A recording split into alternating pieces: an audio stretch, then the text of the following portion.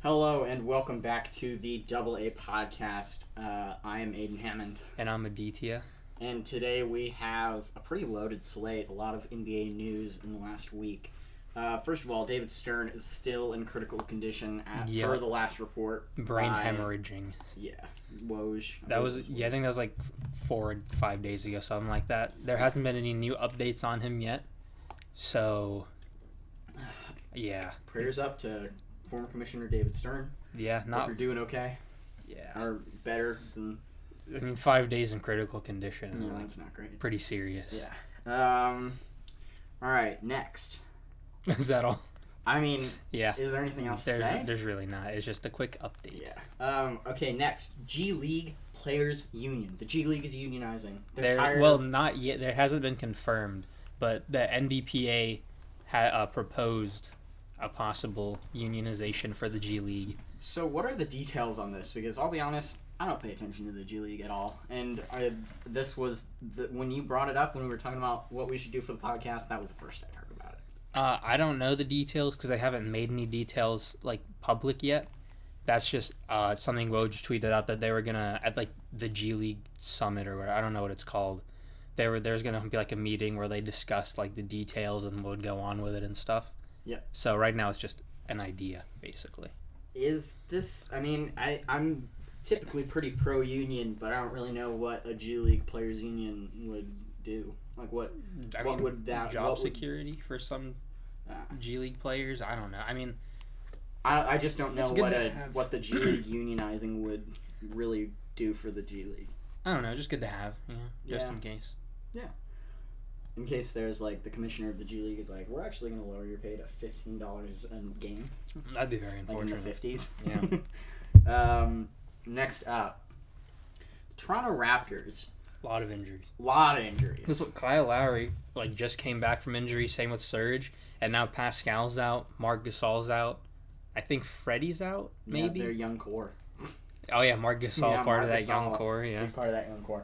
Actually, let me check fantasy real quick because I actually have Fredward Van Fleet on my team. Freddie Van Yeet.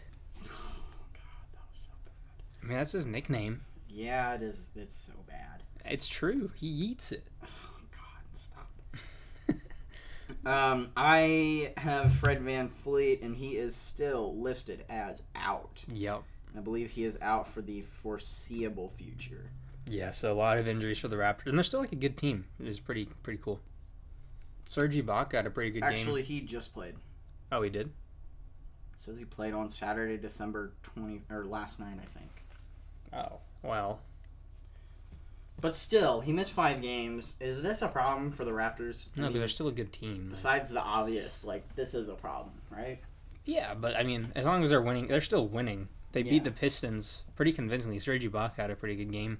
Yeah. So it's like, I mean, as long as they keep winning and the players come back healthy, it's not a big deal. Especially because they're so high in the Eastern rankings that missing a few games slip up isn't gonna derail their playoff chances or anything. The thing with Toronto is they seem kind of like a better version of the Pacers last year, where the Pacers were kind of a team where it was a next man up mentality the whole year, where it was if this guy gets injured, then this guy's up, and if this guy gets injured, then this guy's up, and he's going to take meds and he's going to play well. This seems kind of like the same thing that the Raptors have. But I think just this overall Raptors roster is better than ours last year. I think this overall Raptors roster is one of the better ones they've had ever. Yeah, for sure. That's what I'm saying. I think it is a better version of that just because they have more talent on their roster than we did last year. Yeah. So. But I think they'll be fine. Yeah. Next up, the Dallas Mavericks are still winning games without Luka Doncic. What, they've won 2 now? I think they have beaten the Lakers and the Bucks now. Oh wait, they lost to the Lakers, right? They beat the Lakers with Luka, but they beat the Bucks. Hold on, let me look at their last. I know they beat the Bucks. I know that one. I think they might have lost their second one, but it was still close, because Kristaps has been playing an all-star again, which is good to see. Which maybe it was just the increased touches or something. Yeah, probably. But what was the last game Luka played? Oh, they beat the Sixers on Friday. They beat the Sixers in Philly, I believe. Yeah. And they beat the Bucks in Milwaukee. They lost to the Celtics. So they've beaten 2 out of the probably top 3 Eastern Conference teams. And the Celtics, the game was only by 6 points, so it was still really close. And they lost to Heat by 4 in overtime. So that's the top 4 Eastern Conference teams. We're 2-2 against them. They've lost in their 2 losses. They've lost by a combined 10 points. Yeah. This is a good Mavericks team. Besides Luka Doncic, I thought that they were going to be on the bubble for like the 8th seed going into the season. Well, Tim Hardaway Jr. has also stepped it up, which is rare because he's usually just a chucker, but he's been an efficient chucker. I didn't think that this team was really, and maybe this was just underrating Rick Carlisle because the Mavs have sucked ass for so long. Not that long. Like it's been like 4 or 5 years since they've made the playoffs. They've been in a pretty constant state of rebuild for like a while. 4 or 5 years isn't that bad compared to other teams. It's not, but after the Mavericks were a perennial playoff, like when you're a perennial playoff team and then you just miss the playoffs for like 5, I think it was 4 straight years, and they were already kind of faltering before that. It was a little bit like this is not the usual Dallas Mavericks, and maybe that's just recency bias because of Dirk and Steve Nash and. Well, yeah, the usual Dallas Mavericks were like good, but they weren't like a dynasty. The Mavericks are the most average team in NBA history. I believe they have like a 50.1 winning percentage or something like that. Was it the Mavericks? I thought the Pacers were close to that. The Pacers have like a 50.2. I don't know. I don't know what Instagram account posts it. I should probably know that. Oh well. Yeah. Yeah. I'm sorry. Go fuck yourself. I'm sorry. Oh, that's not very nice. So is this Mavericks team built to last, or are they just a really good December team? Luka's 20, so he's gonna get better. No. I mean, like, is this team built to last when it comes to the playoffs? Like, is this? Like this season? Yeah. Is this team going to? That was fast. Is this team going to be like a December team, like a November-December team that eventually, when it hits March, when it hits like a really tough schedule place, and they're already in a pretty tough schedule place right now. But when they play like 10 playoff teams in 12 games, I think in March, which I don't know if that's a thing. They'll do fine in the regular season, I think, for the most part, but they don't have any playoff experience. So I think once they get into the playoffs, it'll be worse. Yeah, and I feel like it's going to be like kind of like, and this is not comparing Luka Doncic to LeBron, so LeBron stands don't fuck with our YouTube comments when I say this. But, or do, because like, who cares? Yeah, I guess that'll get us all publicity is good publicity. That's true. But LeBron's first couple years in the league, when he was making the playoffs, he was not like going to the Eastern Conference Finals and going to the finals. Like I think he had a couple years where he got bounced in the semifinals. He never lost in the first round. There were a couple years where he got like bounced in the semifinals or something like that. And he lost in the conference finals to the Celtics, or is that the second round in 2008? 2008. That was the Celtics championship year. I have no idea. I think it was conference finals, but I'm not too sure. So that is, I feel like that's kind of what the Mavericks are going to be. Where it's gonna be like a more talented version of those LeBron teams. Yeah, because those LeBron teams kind of sucked. Yeah, they were not great. Yeah, I mean, Big Z. No Big Z disrespect on this podcast. It's a Big Z hot take of the day. Big Z was pretty good. Yeah, but he wasn't like gonna be like your all-star like center. Kristaps. Yeah, no, you don't. Actually, he made 2 All-Star games. Really? Yeah, he has his jersey retired. Oh. Yeah. Good for you, Big Z. Yeah, shout out Big Z. Love that dude. Kristaps is obviously better than Big Z. But I feel like these Mavericks teams are kind of built like that, where it's going to be like a team where Luka Doncic does a lot of the heavy lifting, and then they're going to get contributions from guys like Jalen Brunson and Tim Hardaway Jr.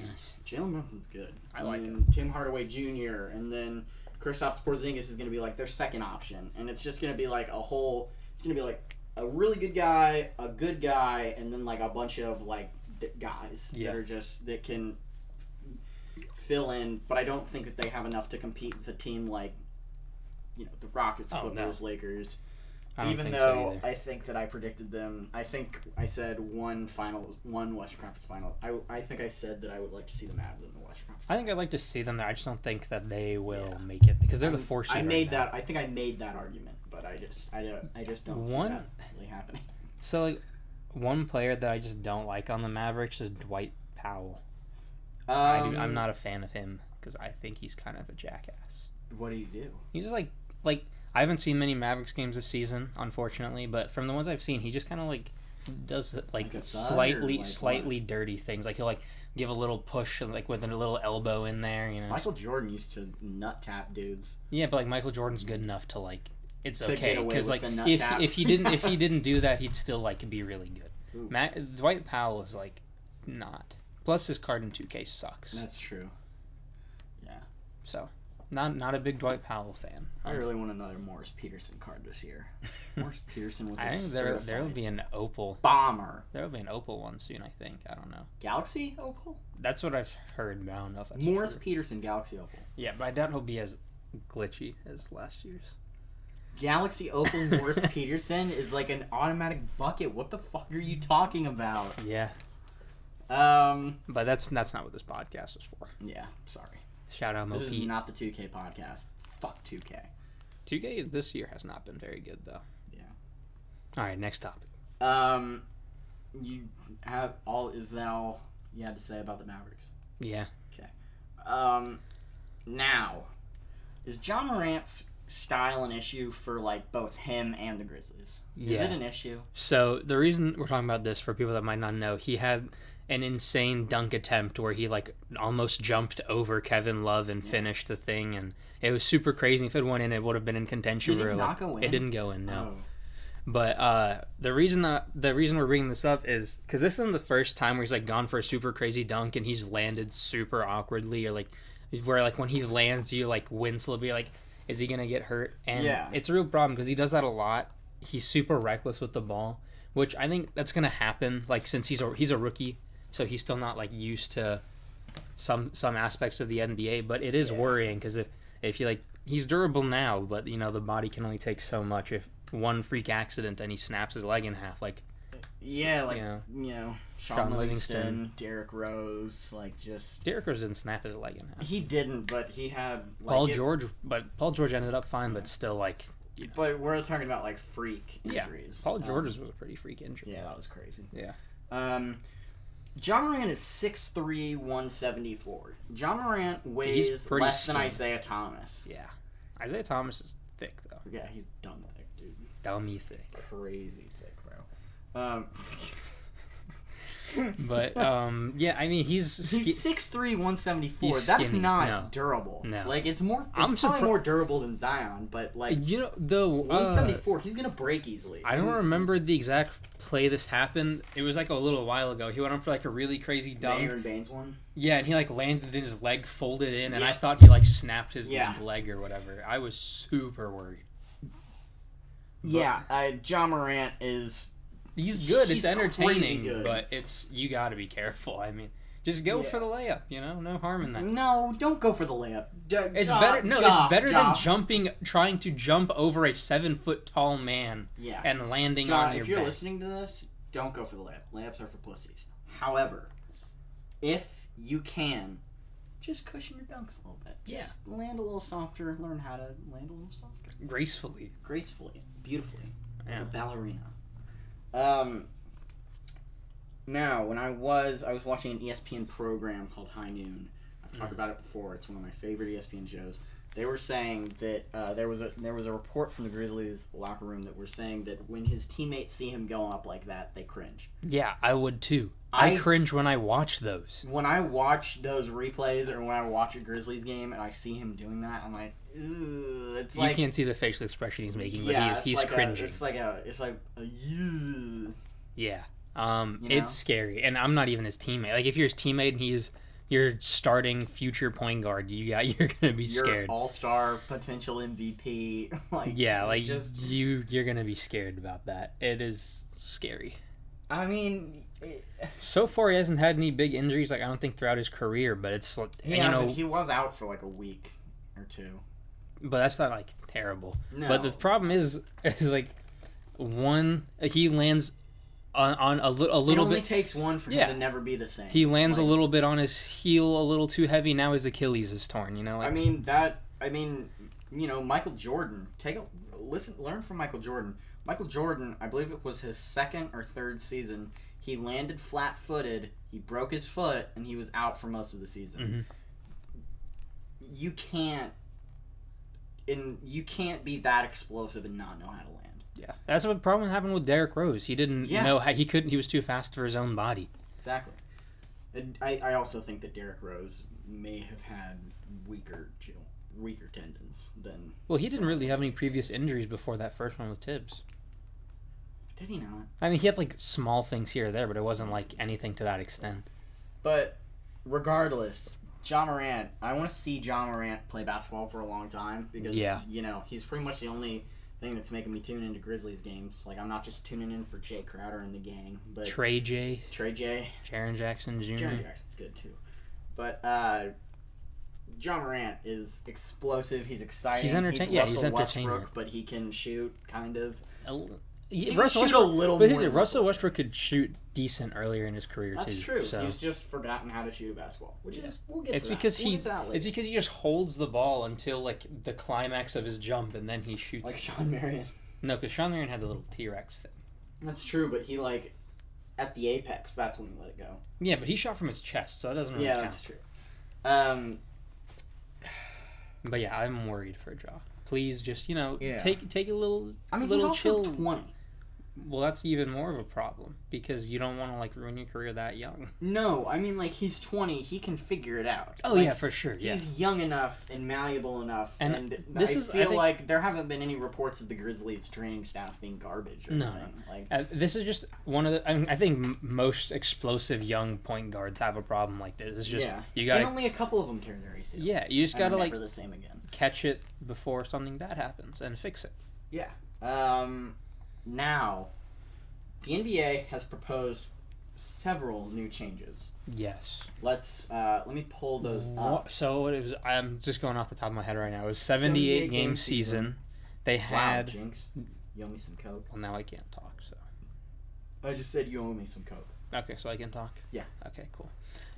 So the 78 game season, they're doing the playoff, the 7 and 8 seed play-in tournament for 7 and 8 seed, and then their final 4 reseed in playoffs based on regular season records, which I think is what the WNBA does. I'm not sure. And then the in-season tournament, and then if you win, $1 million per player, $1.5 million coaches pool for champion. That's dumb.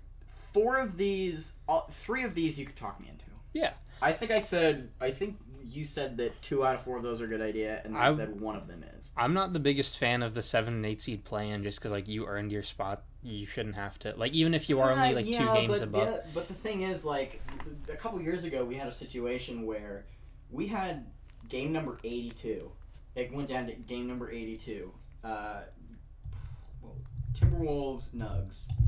Yeah. Before the Nuggets were like a perennial we even had seed. We had the Thunder versus Nuggets 2 or 3 years ago when Russell Westbrook had that big clutch shot to send Thunder to the playoffs. Yeah. But here's my problem is in a case like last year, the Kings were 9th seed in the West, but they're still 7 or 8 games behind. If they're just on a super lucky hot streak and they manage to win that game and make the playoffs, that's true, 7 games behind. Score more points if you want to be in the playoffs. Score more points than the team you're playing. Oh, really? Would it be just a 1-game tournament? I don't know. I don't know the details, but I think so. I feel like if they did it would have to be a 1-game tournament, or a 3-game series at most. I don't think they would do a series because then it would players would get too tired. Yeah. I'm not the biggest fan of the 7 and 8 seed tournament, but I mean it's not like. I think 2 of these you could talk me into. I think for sure I would love to see a 78-game season because I think that would go towards maybe stopping load management a little bit, which I don't love, or at least it would go towards maybe lowering load. One thing I'm worried about is that we have a 78-game season and players still load manage the same. That'd be bad. If Kawhi still misses half the season. But I feel like they should do something where they have where they do a 78 game season, but they space it out more so to just eliminate back to backs. You won't. Like, just eliminate back to backs. You I can don't play. think shortening the season by 4 games eliminates every back to back. It doesn't, but teams play 6 back to backs a year, I think. I don't know that number. And maybe push it down to 2. Like, you only play 2 back to backs, or just something that's more like that. manageable. Something to curb load management, because we can't do it anymore. It's just. And then the play-in tournament you could talk me into. The in-season tournament is a fucking so stupid idea. I hate. Here's the. You're not gonna. LeBron James isn't gonna play for a $1 million bonus. He's making $155 LeBron James million. makes $1 million. LeBron James snaps his fingers and makes $1 million. Yeah, those types of. You'd be getting. Basically, the tournament would be all these young players that are on their rookie deals, or all these like role players that are trying to like show out or whatever, and are on like $2-3 million contracts. What happens contracts. when somebody breaks his leg in the mid-season tournament? Sucks for you. Here's your $1 million if your team wins. I don't know. I mean, really, like, what is the reward if you break your leg and your team gets bounced in the first round? Plus, there's no point in shortening the season to 78 games and then having Exactly. this tournament. Like, where you're only gonna play 81 games because, like, I mean, I don't even. know and how most to teams, work. if there's all 30 teams are playing, you're playing more than 82 games anyway. Yeah, and these are professional athletes. The guys at the very bottom of the pack, like league minimums, are making. I guess $1 million would be pretty big for those guys. Yeah, because that's more than their yearly salary. But that's a pretty small. Yeah, those are like portion. either those players that were taken like late in the draft, There or are very few guys who are on league minimums. I mean, even the players that are making like $3, $4, $5 million could use it, but you're not gonna get these. Even like the above average role players aren't really gaining too much. Like the $1 million is cool for someone making $16 million, but it's not an incentive to go out there and risk it all for no reason. Yeah. And then the Final Four reseed is I kind of get why they do it in the WNBA because it's a smaller tournament. I think only 8 teams make it, but when you're doing. Like, I think 8 teams make it total, but I think when you're doing it on just. Like, how would they even? Well, do that's Final the Four the 2 conference finals teams get reseeded, so that the one probably the 1 and 4 and the 2 and 3 seeds would play. So what if it's like Lakers versus Rockets or something? Then that's Lakers versus in the finals. Or I mean, no, yeah. Like, what if that happens? Then that's would they have? Would it be Final Four on each side of the bracket? No. Final Four Four total. The 2 teams in each conference finals. So you could have like 2 Eastern Conference. Yeah. You would never have 2 Eastern Conference. 2 Western Conference teams playing each other. In Theoretically, I don't think the Bucks are gonna not make the finals though. So yeah, that's true. I wouldn't bet on that. But theoretically, yeah, you could. Which I actually like because it makes the 2 best teams would essentially, hopefully, make it to the finals. Which I think is just for more entertainment. Yeah, but then it's like. Because in a case of like the Warriors thing, like remember what was it? By now it's like 3 years ago, where like the Rockets Warriors that went to like Game 7 in the conference finals, a super close one. The one where the Rockets missed 27 straight. That could have potentially been the finals if it was reseeded, and that was much more entertaining than watching them sweep the Cavs, because the finals makes the most revenue. It does. The problem with that is I'm not a traditionalist, really, but I feel like the NBA finals has to be East versus West. Like, it's like in the Super Bowl, it has to be NFC versus AFC. No matter how good one of the conferences is, it's usually the NFC.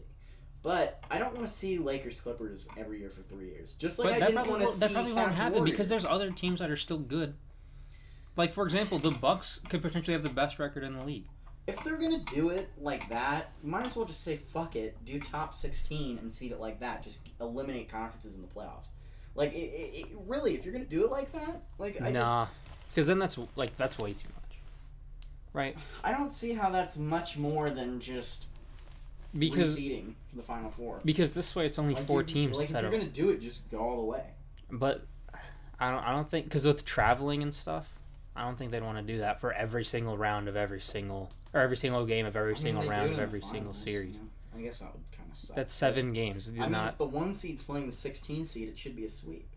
Well, yeah, but what if it's like those remember like this past season the Magic took game 1, the Nets took game 1, stuff like that. That's true, but it could also be like they could maybe start in the first round or two. Maybe in the first round they would do like a 2-3-2 series instead of a 2-2-3 2-1.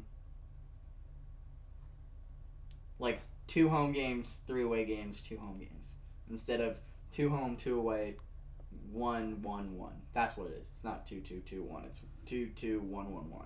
Well, I think the reason they do that is just to make sure, like, if it does go all the way, like, because if the last 3 alternate, then you switch advantage for, like, 3 of the most crucial games that could, like, potentially end the series. That's true.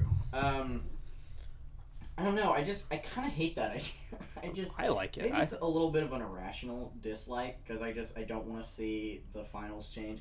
And now, if that's going to eliminate a team like, if we ever see like a really, like, God forbid, Warriors 2 happens, where somebody gets 4 All-Stars and just makes a mockery. The Hawks had 4 All-Stars, and they didn't do anything. Yeah, but those were also like 4 barely All-Stars. Yeah. Like all the Kyle Korver was a replacement. They really had 3 All-Stars. Which is still Jeff Teague made an All-Star game that year. Jeff Teague. If you told me that Jeff Teague made an All-Star game and like that, I can't even think of a guy who never made an All-Star game. Point is, if you told me that Jeff Teague made an All-Star game and that Rick Smits didn't, I would not believe you. Because I don't know. Rick Smits is a very niche guy. But, anyway, God forbid a team gets like 2 MVP candidates and 2 other All-Stars. 2 MVPs. 2 MVPs and 2 other All-Stars. If that happens again,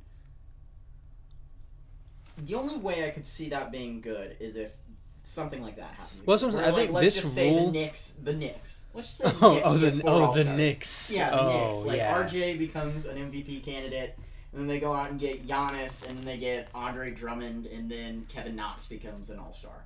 Mm. Like, let's just say they develop that young core. Totally. Yeah. Like, I wouldn't want to see a Knicks versus, like... And then there was a team in the West with, like, one... I guess that couldn't happen in the West because there's too much... Here's my thing. I think this change would have been much more effective, like, 3 years ago. Exactly. But it's also a... Because here's the thing. Theoretically, if both the East and West are that good, then you'll still get an East versus West finals.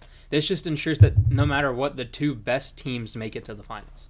Yeah, I guess you talked me into it. that was easy. Yeah, okay. That was... All right.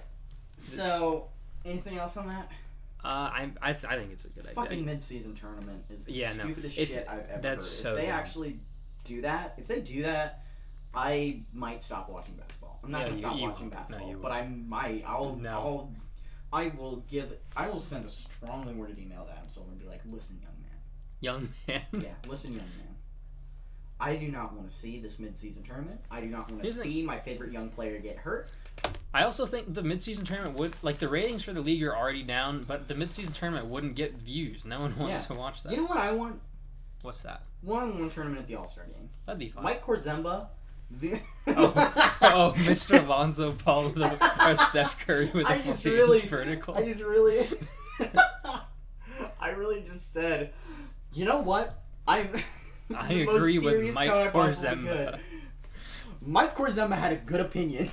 But Mike Korzemba, I used to watch Mike Korzemba a ton when I was in, like, a freshman in high school. I still watch his videos occasionally. Yeah, I do too. He makes good videos. Shout out Mike Korzemba. Shout outs. But Mike Korzemba isn't always the smartest guy. Not always. Sometimes he's pretty smart. But he made a video about, like, 3 ways to improve the All-Star game, and he talked about how a one-on-one tournament would work, and it was really fleshed out. Mm-hmm. My only problem is... It was really fleshed out and good, and if they did that, first of all, they would be able to get players to play in it, because they could be like, not only do you get this, like, it would have to be like a $5 million prize for them to even think about it. But here's my problem with that, is if they do something like that, then people expect, like, everyone else to get a prize, instead of just, like, a little trophy for the other All-Star events, you know?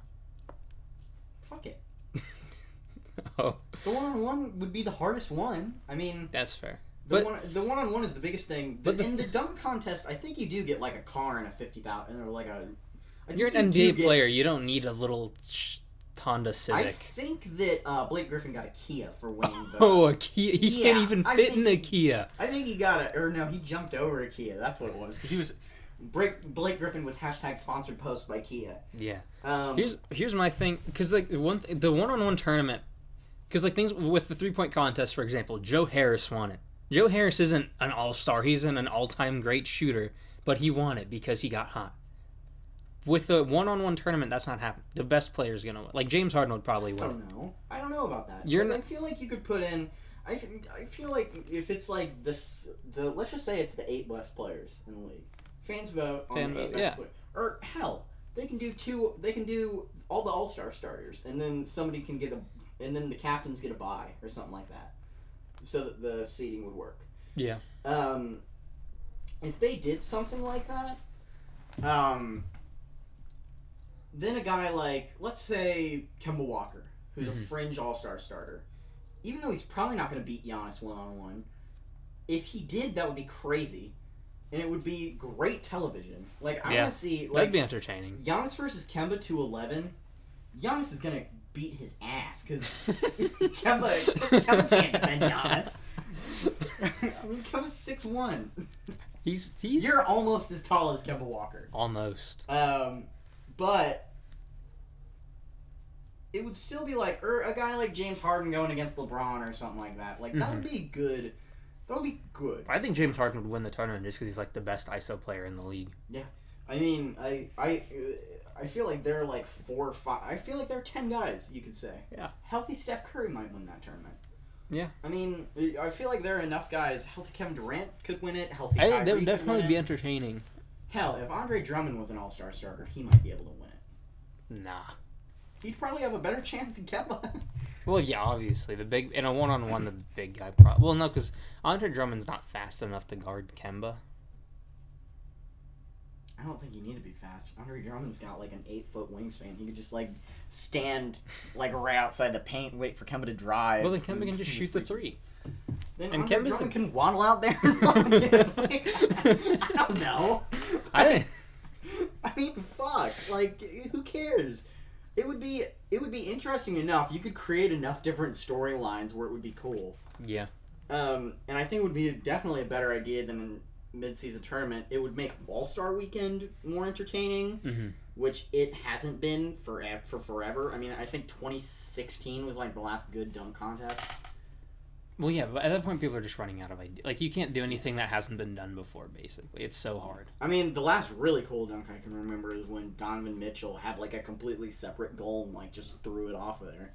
I like the one... And when Victor Oladipo, like, had to try, like, 4 different times with the mask. That was so sad. And that was... It would have been cool if it would have been cool on paper. I think the worst one is the one that John Collins did last year, where he tried to go over a plane. And, yeah, but that's like a 7-foot guy trying to scale a plane. Like, hot take: nobody, unless your name is Aaron Gordon, nobody over 6'10" in the dunk contest, because like you should be able to dunk it. Yeah. And it just doesn't look as cool if you're like barely jumping. Yeah. Okay. Aaron Gordon is the one exception to that, and Boban. Well, because Boban can just like stand, you know. That's kind of cool. If Boban did like a 360, he just did a quick spin, just standing still. Yeah, if he pirouetted. Oh yeah. And then just dunked it mid pirouette, I think he would get it 10s all across the board. Anything else? I mean, I don't know. I think it'd be cool, the one-on-one, yeah. Or I was gonna say like a potential like 3-on-3, but I feel like that's just. I feel like that wouldn't work. I feel like that's just the mid-season tournament. Like. Well, the mid-season tournament's 5-on-5. I mean, what would the 3-on-3 even be? Would you pick your teams, or would it be like? Well, another thing where sends a 3-on-3. Because there's with players on the All-Star team on the All-Star game, instead of because at this point the 5v5 All-Star game, like no one like really cares. Yeah. It's kind of done. So a 3v3 tournament would be kind of cool. I personally watch All-Star Weekend for the gimmicks, like the gimmicky stuff. Like, NBA. I know I said I don't really care for the All-Star game, but if you got me free tickets, I would go. Yeah, NBA, hook us up, bro. And anyone that's watching this, forward it to Adam Silver. He's got a... Yo, Adam Silver, shout out, dude. Yeah. Shout out Adam Silver. Okay. It's in Chicago next year, we need more big changes. Yeah, we could drive up there. Yeah. Since you might go to Evansville. Or Purdue. Either way. But even, I'm not going to be in college by then. Close enough to Chicago. I'm not going to be in college by then. I'll still be here. Oh yeah, I guess next year is. Yeah. Still, I feel like it's already 2020. Well, it is in like 6 days. Yo, shout out! It's like Not 10. 10 It's days. Oh, December really? 21st. Oh. Dude, Oops. come on. All right, we're gonna finish it off. 3 huge games this week: Philly, Miami, Milwaukee, Los Angeles, Lakers, Mm-hmm. Houston, Los Angeles Clippers. So these are like just the 3 biggest games. Which that have order? really Let's happened. start off with Philly, Miami, because Miami made Philadelphia look like a bunch of fucking chumps. Well, in that game. It was a close game. It was a close game, but I mean, I think Ben Simmons was exposed, and I Well, think that Ben Simmons gets exposed every single game. Yeah, when by this he point we know. passes on a wide open 3. However, I didn't pick Philadelphia to. I think I didn't. I don't know how to put this. I didn't buy into the Philadelphia 76ers hype. There was a lot of Philadelphia 76ers hype. I going into would this like season. to say that I did. So I did not buy stock in the Philadelphia 76ers. Maybe that's, and part of the reason is I just don't like Philadelphia 76ers. Well, yeah. Don't really like them. However, I did buy stock in several teams that I don't like. Mm-hmm. But Philadelphia, I just didn't see it. And everything that I thought I knew about Philadelphia, the 76ers, is coming true this season. Yeah, that Ben was one thing Simmons- I was very wrong about. I thought Philadelphia would like dominate. Ben Simmons has made 2 threes. That's 2 more than his entire NBA career so far. Yeah. He's shooting like... let's pull up Ben Simmons' stats, actually. Okay. But yeah, Ben Simmons is just not great. He's not, and he made an All-Star team last year. Does he The even sad deserve thing, to be an the All-Star sad this thing year? is he Like, probably will make the All-Star game just because there's still if so he much. makes it over Trae Young, we riot. Yeah, Trae Young is Like, I don't care if the Hawks still have only won 6 games by the All-Star break. Trae Young should still be a fucking All-Star. Ben Simmons, in 28 games this season, which I believe is all of the games. 29 by now, but 29 by now. In 28 games, this man is averaging 14.3 points, 6.7 total rebounds as a 6'10 guy, which I guess he's a point guard. with Joel Embiid and Al Horford. Yeah, I'll and give him Tobias that. 6.7 total rebounds, that's fine. 8.1 assists. This isn't bad. Shooting splits. This is where it gets bad. 56, 40, 59. From the free. Oh my god. He's shooting below 60% Just from the line as a hack-a-shack. point guard. Hack-a-Shack Ben Simmons. He's shooting 40% from 3. He's only taken 5. Yeah, so He that's has a not saying career- much. He's 2 of 5. I guess not. This man, career shooting splits of 55, 9, 58. 9. As in 9 total makes. Or, I mean, not 9 total makes. I'm sorry. 9%. Yeah. As in, the 2 made free throws were not means enough he- to get him into double-digit percentage-wise for threes. I mean, fuck, dude. Oh my. Yeah. You are a point guard. If you were playing like this in the 70s and 80s, It's and fine. hell, You're maybe even dominating. the early 90s, You're dominating. you're not dominating, but you're Better than this. at least good. Like, I mean, you're not necessarily expected to shoot. Like, Magic Johnson didn't have a great jump shot. But I mean, dude, you have got to figure here's my something thing, out too. because you are becoming a liability to the Philadelphia 76ers. And he's not even like, because like a lot of times people compare him to like early Giannis. He couldn't shoot either, but Giannis could attack Giannis the basket. tried. Ben Simmons posts up. He doesn't attack the basket. Yeah. By year 3, Giannis, he was And the other attacking the thing basket. is, He was dominating. year 1 to 3 Giannis, you saw like it was Improvement. There was Like, actual you improvement. saw like a scale, a pre up and right scale of improvement. I don't even know. Like, is that vertical? Linear? Yeah. You saw It wasn't linear. improvement There from was Giannis. it was exponential. Ben but it Simmons was, has plateaued since his he's rookie gotten year. worse statistically. He's gotten Obviously, worse he's got statistically. better teammates, but He's maybe a little bit of a better, but that's not an excuse. yeah. He is okay. Let's look at this. Assists. His total assists, rookie year, 8.2 assists. So the same. Last year, 7.7, slight dip. This year, 8.1. Although I do believe He's that never these types had of a stats. significant increase or decrease in assists in a season. Here's my thing about this. That is a problem. One, it's just like stats. I feel like don't show the whole story because They he's don't got. show the whole story because he is a very talented and accurate passer. Yeah. I mean, he is very good at passing. I'm not gonna get on his ass about passing. The but, problem with Ben Simmons is he hasn't improved. He's the same. I Because mean, it's 15.8 rookie year, 16.9 sophomore year, 14.3 in his third year in the league. Well, here's He the is problem. shooting. Hold on. Here's the problem by this point is the Bucks have built their team around Giannis to make up for his poor lack of shooting, and he's had time to develop a jumper. The Sixers team is built around Joel Embiid. They're not working to like make sure Ben Simmons is the most efficient and prolific player he can be. It's all based around Joel Embiid. Hold on, keep talking because I'm going to keep riffing because Okay. I'm trying to find some. I'm trying to pull something up. But yeah, that's like because the whole Ben Simmons Giannis debate is different, obviously, because with Giannis they brought in Brook Lopez, who is like a knockdown shooter now. Chris Middleton can shoot. They had Malcolm Brogdon, Eric Bledsoe can shoot. Their whole team, Ersan Ilyasova even can shoot. Their whole team's built around making sure Giannis has shooters around him so that he can be the primary player in the paint if he needs to be.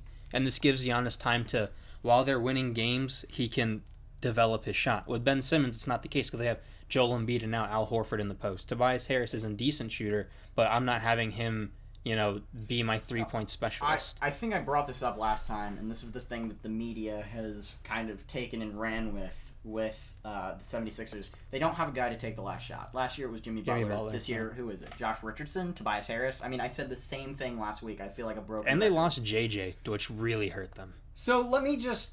Ben Simmons, averaging 14.3 points per game. Can you guess, like, out of, every player in the league, what is his rank?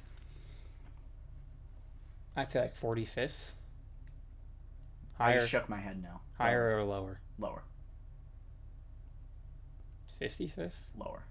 70. Lower. 90. Higher. 80. A little higher. 78. 77. Oh. Ben Simmons is 77th in points per game as a point guard. Which- just remind you as a point guard, which We also got to look at his team, though. So I know, can't- but listen. The way that the game is played now, 14.3 points per game. If John Stockton, John Stockton is one of my favorite players ever. He's one of the best point guards ever. John Stockton putting up 14.3 points per game was, if he had done that, he was also averaging like 12 assists. Yeah. But here's the thing. The point guard position, and really both guard positions now, are required to score. You have to be a good scorer if you're a guard. Mm-hmm. Ben Simmons is averaging less points per game than... Here are the guys in front of him. Here are just a couple guys. Norman Powell, Dylan Brooks, Bogdan Bogdanovic, Jordan Clarkson, Josh Richardson, his own teammate, who probably isn't better than him. Probably not. Will Barton. Don't even really know who that is. You don't know who Will Barton is? I kind of know who Will Barton is. He plays for the Nuggets, but he's not a guy that I'm like, that guy's Dude, better. he is That guy's he a better is this player generation's than Kobe Bryant. Joe Harris, who is a fragger. I'll give him that. Rudy Gobert, Larry Markkinen, Eric Bledsoe, Eric Pascal, who is an undrafted rookie. Alec Burks. I thought he was second round. Maybe he was. I don't know. Alec Burks, Harrison Barnes, Bam Adebayo, Davis Bertans, Hassan Whiteside, and Luke Kennard. Those are the guys 76 to 60. Yeah. That is ridiculous. Like, Ben Simmons is a better player than each and every Oh, one yeah, of for those sure. guys, but his complete... I don't even know if he's unable to shoot, because he can drain him when he's, like, wide open in practice. Sometimes. Like, one of those threes, he had a hand in his face. Well, it's the same. The thing is, it's a little different when you're wide open in practice and when you're in a 5v5. Even if you're But wide that's the open. other thing, is he's passing up wide open shots. Yeah. Like, he's That you like, can't do he's that. like Rudy... Even like last year, 2 years ago, Giannis, he was taking Like, I don't those. think he even made a shot past 15 feet until this year. And again, if he was playing 20 years ago and there were different position requirements for the point guard, that's one thing. Yeah. However, in this league, you got to put up like 18 points per game as a point guard. You got to be able to initiate the scoring for the offense, or at least make sure, or at least be second. Because I get it. He's on the same team as Joel Embiid, Tobias Harris, both good scorers. Yeah. But, dude, you can't. You can't be this bad. Like, he's passing up open shots. He's Here's pretty the much only thing. I'm not driving going and to say posting. he's bad. He's just not what we He's want. a bad scorer. He's just He's not a bad scorer. He's being too an passive. No, he's an all right scorer. He's just not what we want Ben Simmons to be. Right? We want him to And be. I'm not gonna demand that Ben Simmons. I'm not demanding 20 points per game from Ben Simmons. I'm not demanding 19. I want Ben Simmons to score 18, and I want him to take shots when he's open. Well, here's the Just thing. Take jump shots. We're saying this.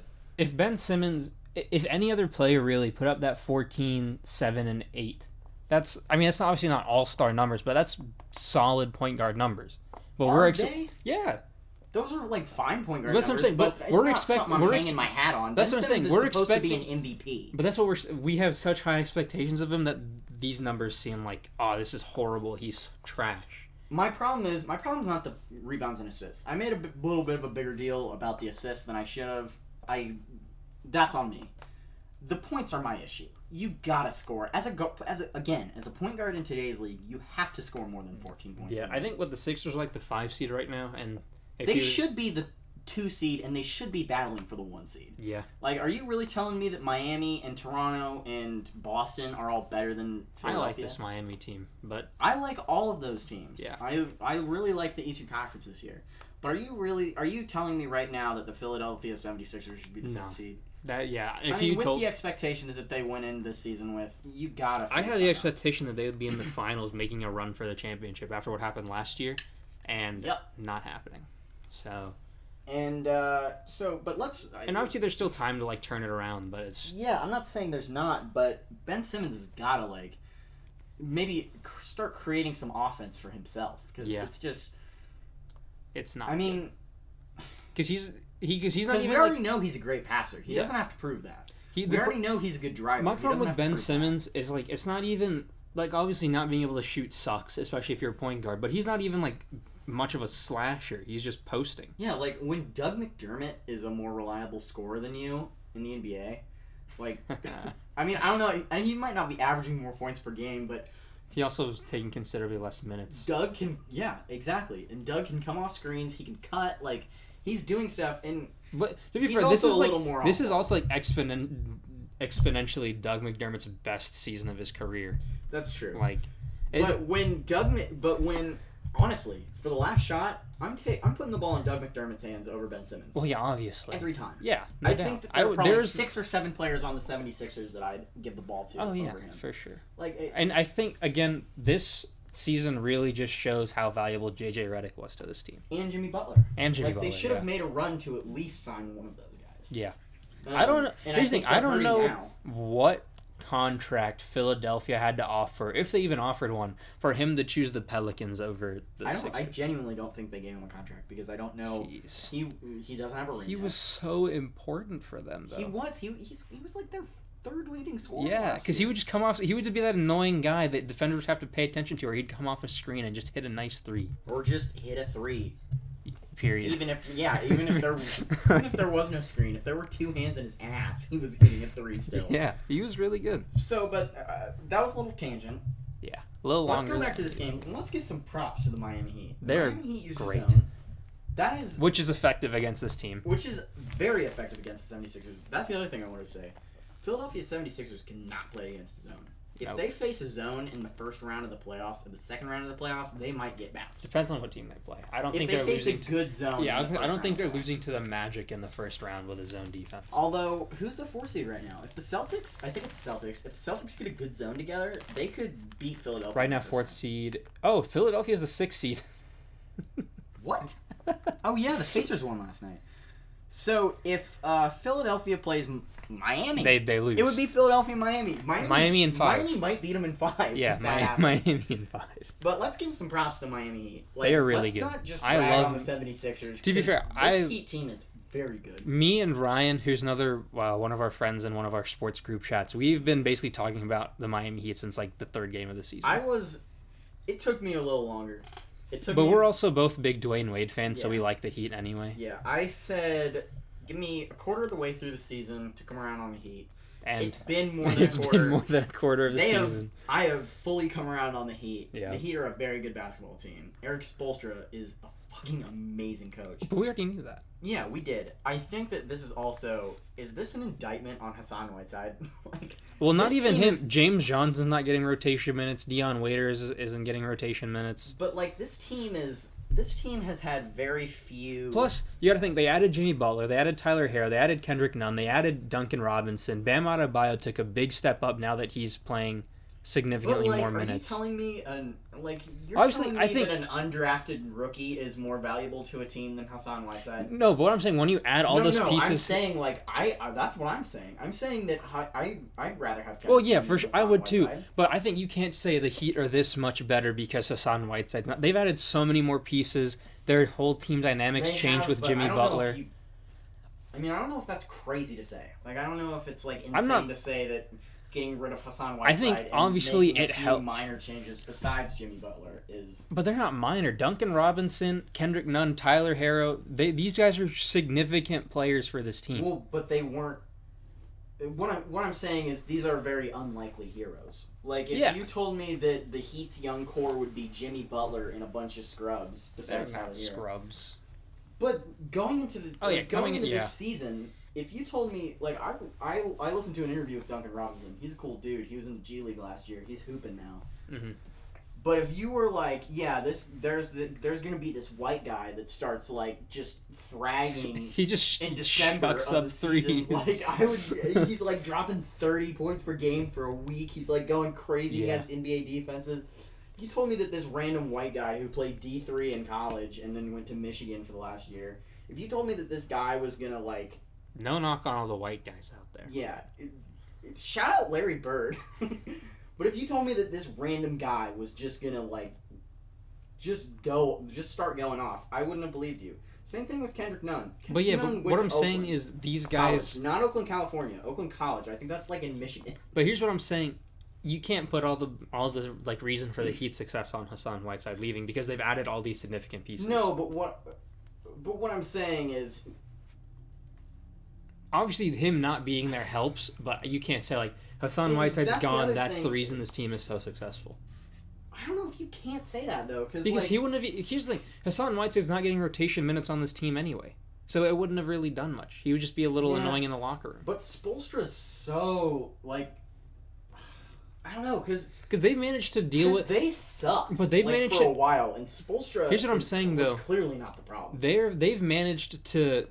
James Johnson, he's not been happy about all these changes and him not getting minutes. Dion Waiters has been a constant problem. They've managed to deal with these problems while still being successful.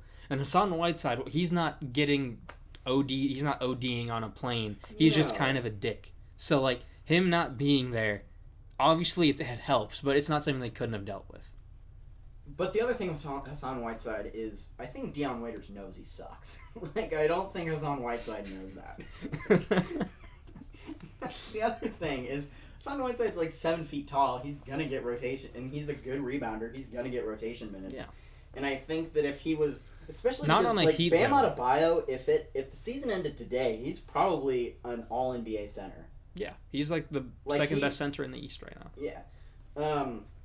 But here's my thing. He's for sure an all-star. Hassan maybe Whiteside All-NBA. wouldn't have gotten minutes on the Heat just because the Heat are like that. If you act up, if you do something wrong, you're out. You're not there's not. Oh, Yeah. but he can get us some rebounds. We'll throw him in there so he can. But I feel like Hassan Whiteside would make a story kind of like what Oh yeah. he's on the Celtics now. He was on the Knicks. He wasn't getting minutes. He played for the Blazers last year. He was really tall. He's the guy who the Turkish government is trying to Oh, and as assassinate. Cantor. And as Cantor. I feel like Hassan Whiteside would try to make a big deal about that if he wasn't earning his minutes. But here's the thing: Enes Kanter's not a dick. He's pretty supportive of his teammates. People like to play with Hassan. No, I know, but he was being a pretty big distraction because he was trying to throw a fit about not getting minutes. Because Yeah. he wasn't earning his minutes. He just. But he I also don't know. he was. It Point wasn't is- that he wasn't earning his minutes. The Knicks were trying to lose. Point is, the Heat also their projection, they were supposed to be a 6 seed. At Oh best. yeah. The fact that they're competing for the 2 or 3 seed right now is very impressive, and I don't. It definitely doesn't make Hassan Whiteside look good. No, I think it we doesn't. can both agree. But on that. I think we can both agree that Hassan Whiteside not being there helps. I just think Yeah. it's less of a big deal than you're making it out to be. Yeah, I agree. All right. That was really long. Yeah, is that all we got on the Heat? Yeah, on the Heat. Yeah. Miami Philly game. All right, next up. Bucks. You want to talk about Bucks game first or Clippers game we can go first? Bucks game All first right. because Bucks Lakers finals matchup potentially. Here's my thing. I think Anthony Davis played, but he wasn't like 100%. You know what I mean? He didn't, and that's the other thing is the Pacers beat an Anthony Davis-less Lakers, which Pacers fans were making a big deal out of. I didn't really get it because I was like, I mean, if this Pacers team is so great, like all the fans are saying, then they should be able to beat a team with like LeBron and a couple other guys, like a couple other decent guys. Yeah. Like they probably shouldn't beat the Lake, but like. But Dwight Howard also had a really good game. Yeah, so. Dwight Howard did. Like everybody was playing pretty well. Yeah. My point is, Pacers should be able to go toe to toe with an Anthony Davis-less Lakers if what the fan base is saying is accurate. And they won, so I mean I can't. Yeah, and they did win. That was a good game. I can't knock them for that. Yeah. But the Milwaukee Bucks. They're just a different monster. That's just what it is. Giannis is unstoppable. But the Lakers are different with Anthony Davis. Yeah, with a healthy Anthony Davis. I still don't. Anthony Davis, I still don't think he's 100% that game. Yeah, but he still played. And yeah. This defense still had to pay attention to him, and it was still like another guy to guard Giannis. Yeah, but another good defender. Here's the thing. I think if the entire Lakers team was 100%, I think they win that game. But it's still really close. I don't know because the Bucks were like kind of kicking their asses for a good part of that game. Like I think they had like 18 or 20 point halftime lead. That's what I'm saying. Like, if the I'm entire a Lakers fan, I'm a little worried about that. But here's what I'm saying. I'm saying if the entire team is 100%, and if they tried Kyle Kuzma because he sucks. Yeah, Kyle Kuzma does suck. Yeah. You want to get into that just a little tangent? Sure. Should the Lakers trade Kyle Kuzma? Yes. Get a third. Who should they try to get? Maybe DeMar. Get a third round pick. maybe DeMar. I was gonna say a third scoring option. I mean, the Spurs. If the Spurs do that, what the fuck? Because it's not working with DeMar and LaMarcus Aldridge. But why like they've been on a less good version of because DeMar DeRozan? At this point, I think at this point they've got to move on and try to get younger and try to. They do, but and I think here's the thing. Another thing too, you gotta think. D'Angelo Russell, he left the Lakers. He started balling out. Brandon Ingram, he left the Lakers. He started balling out. So like players can leave the Lakers and play better. Part of the Lakers, I think that part of that reason is the Lakers had a little bit of a culture issue for. I think that the Lakers organization, which I still don't think is an awesome organization. I think that they made a very good move, and I think that they did a lot of good stuff in free agency. However, I think that they built the best possible team that they could with trading all of their assets. Yeah. However, I think that the plus the DeMar DeRozan trade market isn't super hot right now. It's not. But I think that leaving the Lakers helped those guys. But now that the Lakers culture is fixed, Kyle Kuzma should be good still. Like he shouldn't get worse when the Lakers brought in a better coach. But I also think he just doesn't fit with that team. With Anthony Davis and LeBron, he's not fit. Why not though? Because that's just not his play style.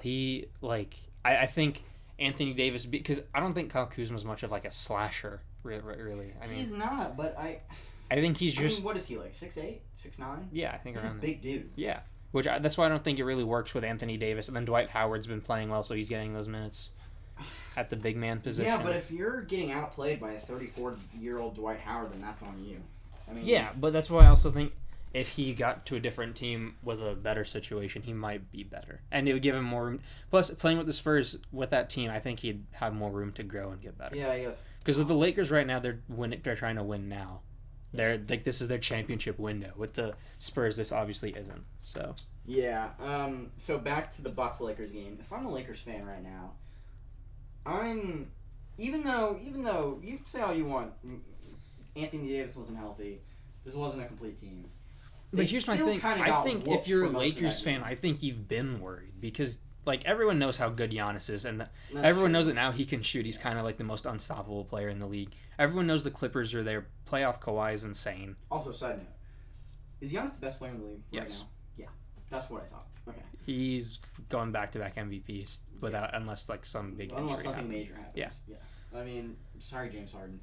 Yeah, you can average. Snooze, you lose again. Average 45 points per game. Giannis is winning Snooze, MVP. you lose 3 out of 4 years. Like I feel bad for James. Like, I do obviously he's too. got his MVP and his money, and the Rockets are winning. But like, he's been top 2 or 3 in MVP but he voting could for like probably- 4 he years, could 5 years. realistically have like 3 MVPs. Yeah, he could realistically have 4 or 5. But it's just 3 there's. straight. I mean, 2017 it was the first year that he was really. I think really the good. season where Russell Westbrook won it for averaging a triple double. He 2017. could have won that one. Yeah, that was the first. Yeah. Yeah. I feel like he could have won. He won 2018. He could have won 2017, and he could have won last year. And I think if he keeps up how he's playing now, he's potential for this year. But Giannis is just a different. Come on, It's yeah. it's insane. Yeah. Like- and it's like, And he's only taken 1 game for load management. That's a crazy thing. was it even load management though? I Did think they it was against the categorize it as Pella. that? No, it was there's like right knee soreness or whatever. But it So was load management. yeah, it was against the Pelicans though. So he wasn't missing out on much. Yeah, does it matter against Pelicans? No. And take your break. You know, I mean, I think Chris Middleton, Eric Bledsoe, they won the game. So. Giannis, and their fourth and like Brooke Lopez. both of the Lopez brothers. I think could that might all be take the night off, and Mike Budenholzer could not show up, and they could probably still beat the Pelicans. No, at that point, no, because I think Brandon Ingram would, hopefully carry them a little over the. Because what that means, you have your starting lineup would be like Ersan Ilyasova, Sterling Brown. Dude, Sterling Brown's a hooper. Probably like a kid from Villanova. Dante Or- DiVincenzo. Yeah, Dante DiVincenzo. Yeah. Anyway, this Bucks team It's insane. is might win the championship. Yeah. I have them or the Lakers. It's still a little Yeah, early but- in the season to tell, but Like, this was kind of a wall-to-wall beating. Like, it wasn't. The I Bucks don't think it jumped was out. as bad as you're making it sound. dude, Like, when I didn't you watch- are a I didn't watch the championship game. Contender, you cannot give up they were down by like 18 at halftime. That can't happen. I didn't watch the game, but just based on box score, it Yeah. didn't seem as bad. Okay, let's move on because we're at an An hour hour. 2. Yeah. Let's move on. Last game. The Rockets Clippers. Clippers. Potential Western Conference Finals matchup. Probably not because the Lakers are probably going to be there. Yeah. But Doc Rivers post game said like what I think everyone was thinking. It's like everyone's so focused on stop James Harden. What's James Harden going to do? You forget they have a second All-Star. And obviously Russell Westbrook second MVP. And obviously Russell Westbrook's been a little down on the shooting, but he still has those games where he can put up 40, which is what he did this game.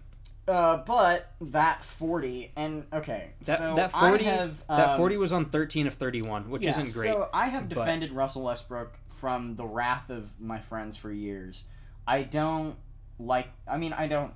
not gonna bitch about it, but I don't love it when people clown him because I think he is a really great player and he's for sure gonna be a first ballot Hall of Famer when he retires, unless he retires with like LeBron, Kevin Durant, Kyrie Irving, and like a few other. Kyrie Irving's not going to, but he's like 26 or 27. Well, I don't know. And Russ is like 31. What I'm saying is that Russell Westbrook is a first ballot Hall of Famer, Yeah. unless something crazy happens. But here's the thing with this Clippers game is it's not even like the Clippers played bad. Kawhi had 25, Paul George had 34, Pat Bev had his 10, Montrez had 19 off the bench. It's just the Rockets just played better. But Right, because here's the thing. PJ Tucker, Daniel House had 10, Clint Capella had 16 and 8, Russell Westbrook obviously had 40, James Harden had 28 on 16 shot attempts, Austin Rivers had 10 off the bench, Ben McLemore had 8 off the bench. Right, so Ben McLemore. he's had. Every time I hear the name Ben McLemore and somebody says that Ben McLemore is like on an Ben McLemore is an NBA rotation player, I just lose my fucking mind. I can't But believe that. he's been playing well. He's been playing. No, I don't disagree with that. I'm just like it's crazy. It is crazy. Ben He's McLemore. averaging 10 points, 10.5 points, 2 rebounds, and an assist. Like that guy sucked for like 7 years. Yeah. He was Well, he's so 26 bad. now. So. Yeah. Yeah. That seems crazy too. It feels like he got drafted like 10 years ago. Yeah. Russell Westbrook in 25 games this year, which I believe he has played 25 of like almost 30. I don't know. In 25 games, 23 points, 8 rebounds, 7 assists. Not near the triple-double he's been averaging. But obviously when you're playing with James Harden, your numbers are going to dip. And I think that the Rockets are a little better off for it because the Rockets are 19-9 in the West, which is impressive. But you also remember this is with James Harden averaging 38.5 points, 6 rebounds, 7.5 assists. Russell Westbrook has shooting splits of 42, which is only like a little bit off of his career field goal percentage. He's career 43.4. He's shooting 42.5. He's got a shooting split of 42, 23, 40, or I'm sorry, not 40.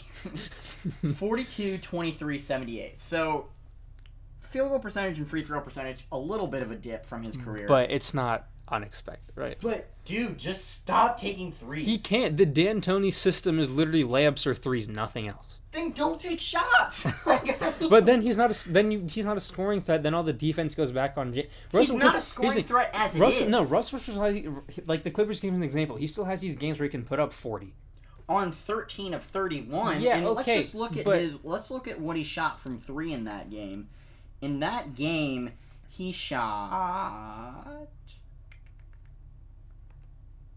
But here's my thing: like, even if he didn't shoot great, James Harden's an inefficient player too. They both. And I'm gonna just Russell Westbrook stands and Rocket stands. Don't come for me because I've defended Russell Westbrook to the death for years. However, guys, he's lying. He's the biggest Russell Westbrook hater. Shut up!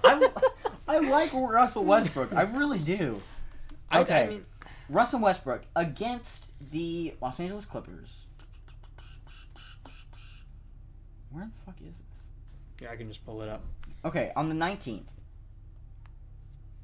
25th game of the season. December 19th. He had 40 points.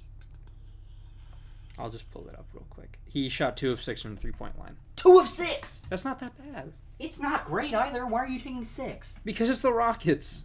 I don't know. The only player on the Rockets that doesn't shoot threes is Clint Capella. Everyone else is expected to shoot threes. I'd rather have Clint Capella shooting threes than Russell Westbrook. I don't think I would. Remember in the offseason when him and Rudy Gobert had their little 3-point contest? I mean, okay, and here's the other thing. There's been this like media narrative that Kawhi Leonard is having like the worst season of his professional career since he's entered his prime, which I guess maybe statistically he has. No. This Clippers team's still good. Like Kawhi Leonard is averaging 25 points per game. So bad. So terrible. He honestly sucks. Disgusting. Yeah, he's 25 really points per game on 45, 35, 86 shooting splits and an efficient field goal rating of 49.7. I think everyone because here's the thing, Kawhi is known for just stepping it up insane in the playoffs. And after what he did last year's playoff run, I think they're like, he's going to come into the regular season just doing this. That's not who he is. Do you know how many players... Hell, even how many forwards would kill to shoot 35% from 3? Yeah, that's good. That is a good shooting percentage. He's shooting 45% from the field, but he's also taking more shots. Yeah. And here's the thing. Again, Leonard... Paul George did not play for like the first 10 games of the season. And again, Kawhi Leonard's one of those players where he'll carry you in the postseason, but in the regular season, he's going to take a little bit of a break. Yeah, you're not getting Kawhi Leonard for December. You're getting Kawhi Leonard for June. Yeah, that's the reason he's on your team. And this, like... It's fucking annoying narrative. I hate it. I hate it so much that he's like that people are like, "Whoa, Kawhi Leonard is having the worst season." There's two different parts of it. There's Kawhi Leonard's trash. He's falling off, and then there's the Kawhi Leonard's the best player in the league. People that are still out there, and it's like there's no in between. And I did think that going into the season. Yeah, I did too. Giannis though, right now, he's kind of a god. But I'm not giving up on Kawhi Leonard. Yeah, no, we're not. Yeah, but he's been annoying with the load management. Don't get me wrong. Yeah, I'm not a fan of that, but that's a topic for another time. Yeah, but we've talked about it a lot. Yeah. But Kawhi Leonard, I mean, people act like those are bad numbers. I mean, Kawhi Leonard is a top 5 player, top 3 player maybe. Not even top 100. He's terrible. He sucks. He's so bad. Only 25 points. I could do that. Yeah, I could do that. I already do that. Like every day when I go to the Y. Yeah, I mean, it's just. When I'm playing by myself, I score like 48 games. So. That's kind of OP. Yeah. NBA signed this man. But yeah, I think it's a bit. bit of an overreaction for the playoffs, Yeah, just I because mean, I Kawhi in the playoffs I will think not. some nerd like looked at his stats and was like, "Oh my god, this is terrible." It was like it's Kawhi Leonard. You're not getting him for December. Yeah. You're not getting him for March. You're getting him for June. Yeah, which is why it doesn't really mean anything for the playoffs. He'll still be this good old Kawhi that we know. They could be the 4 seed, and I'd probably still pick them to go to the Western Conference Finals. Yeah. Is that it? I think so. We're at a minute or an hour and 10 minutes. Probably by far the longest one we've done, but it was Yeah. a great one. Like, And obviously, again, if you disagree with us or hate us, just tell us let us why know we're in the wrong. comments. Tell us why we're stupid idiots. Yeah. Tell us why you hate us. Yeah. Like and subscribe. Yeah, like and subscribe. You set up the social media, right? Twitter. I haven't on Instagram Yeah, yet. But we don't need an Instagram. okay. Twitter AA NBA podcast. And Follow us. we will also link that in the description. Sure. Like, subscribe, comment. Tell us why we're stupid idiots. I think that's all we got. Yeah. All right. See you guys later. All right. Bye.